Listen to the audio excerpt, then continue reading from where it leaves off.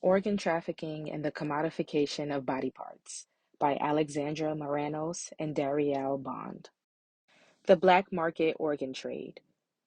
The first successful live kidney transplant was performed in 1954 by doctors Joseph Murray and Christian Barnard, where they removed a kidney from one healthy identical twin into his terminally ill brother. These procedures grew more efficient as time went on, and over the past several decades, modern medicine's success rate with these surgeries has soared. What has not been as equally successful is the donor matching process for patients on organ transplant waiting lists. Supply and demand. While the number of organs donated over the last 20 years has remained consistent, the need for life-saving transplant surgery has risen exponentially due to a growing number of people with deteriorating health and organ failure due to hypertension, cardiometabolic diseases, diabetes, and obesity. More than 100,000 people globally are on the organ transplant waiting list, with an average of 50% of people dying before they ever receive one. How much am I worth? The worldwide escalation in the number of people with lifestyle diseases and the inability to supply them with organs to improve their quality of life because of a global shortage has fueled an underground organ trafficking market that thrives.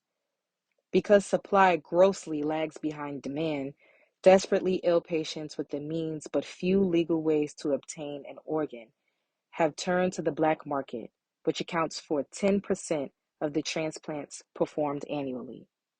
The red market. Demand far exceeds supply, and another black market has emerged where vulnerable individuals are exploited for profit. This market has been dubbed the red market, a lucrative underground economy distinct as it turns our own bodies into a commodity exposed to the forces of supply and demand. Those who are most deceived and exploited in the illegal procurement of organs are the economically disadvantaged, who are persuaded with financial incentives and the promise to get out of debt, making the decision to part with an organ easy.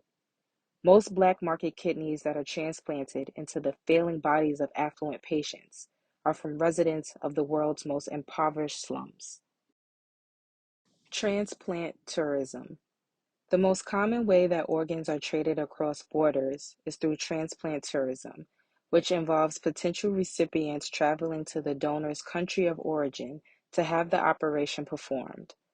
Global crime networks recruit poor nationals, immigrants, foreign workers, or political and economic refugees to serve the needs of transplant tourists in countries that tolerate or have an active role in facilitating the illegal trade in human organs. Organ harvesting. Many countries have folklore around body snatchers, who pluck lone travelers from dark, dirt roads to harvest their organs, never to be seen again. In science fiction movies and books from the 50s, there's the common trope of a character who wakes up on an operating table after having gone in for one procedure, only to discover that something completely different was performed instead. While these stories are more myth than reality, the fact remains that organ harvesting, otherwise known as organ trafficking, is a real and thriving industry. China has the world's highest execution rate, and an Amnesty International report finds that 99% of organs in China come from executed prisoners. It is also believed that hospitals harvest 11,000 organs from political prisoners each year. Patients who arrive in China are often forced to participate in intense bidding wars at the hospital to see who will get first pick of the organ from a recently executed prisoner. The sleeping kidney. In most cases where people are persuaded or coerced into selling their kidneys, they are unaware of what the organ is, let alone the vital purpose it serves in their body's functioning. In newspaper advertisements in Bangladesh, doctors outright lied to potential donors with the tale of the sleeping kidney that would wake up once the other one was removed. In some countries, women are forced by their husbands to sell organs to foreign buyers in order to contribute to the family's income or to provide for the dowry of a daughter. The organs are also sometimes used as a collateral for moneylenders, and what is often sold to the wealthy in Sri Lanka and Bangladesh to help get a family who is struggling out of debt is short-lived, as families quickly find themselves back in debt. Illegal and clandestine procedures. The most esteemed professionals wielding power in this lucrative market are the surgeons and health professionals who perform clandestine surgeries at public and private hospitals that are willing to turn a blind eye and violate universal ethical principles.